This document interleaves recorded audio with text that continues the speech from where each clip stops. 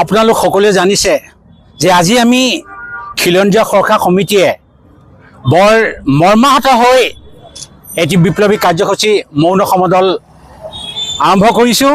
এইটো কাৰণে কৰিছোঁ, আপোনালোকে জানে যে কেইটামান দিনৰ আগতে কাৰ্বি আংলঙত এই আমাৰ যিসকল কাৰ্বি আংলং জিলাৰ ভূমিপুত্ৰ, সেই ভূমিপুত্ৰ কাৰ্বিসকলক বিহাৰী সম্প্ৰদায়ৰ লোকসকলে গৌবেগ ধ্বনি দিছে। বৰ লজ্জাৰ কথা, ঘৃণনীয় কথা। আৰু আমি এই চেগতে তেওঁলোকক ধিক্কাৰ দিছোঁ, কিয়নো এইখন অসম কাৰ? এইখন অসম অসমীয়াৰ।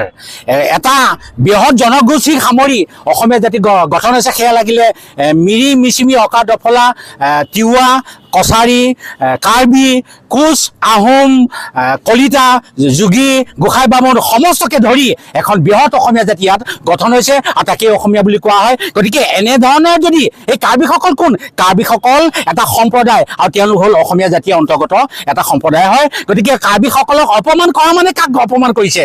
কাৰ্বিসকলক অপমান কৰাৰ বাবে আজি আমাক কৰিছে।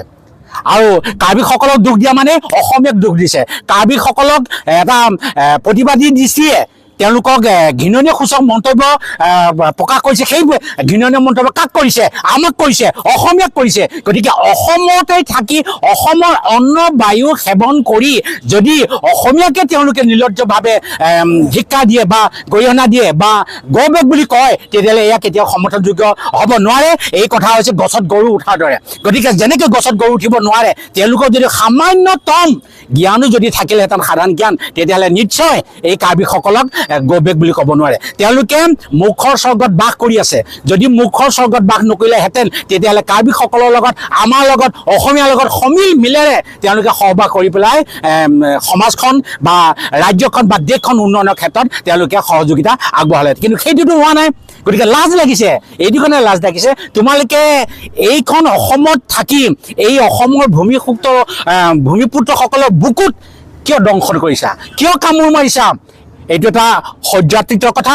গতিকে আমি আজি এই চেগতে খিলঞ্জীয়া সুৰক্ষা সমিতি অসম তথা মৰিগাঁও জিলা সমিতিৰ সৌজন্যত আমি এটি প্ৰতিবাদী মৌন সমদল আৰম্ভ কৰিছোঁ বিহাৰী সম্প্ৰদায়ৰ বিৰুদ্ধে, অসমীয়া সম্প্ৰদায়ৰ বিৰুদ্ধে, যেন অনাগত দিনবোৰত ভৱিষ্যতে তেওঁলোকে এনেধৰণৰ ভুল যাতে আমাৰ আগত বা আমাৰ ওচৰত নকৰে।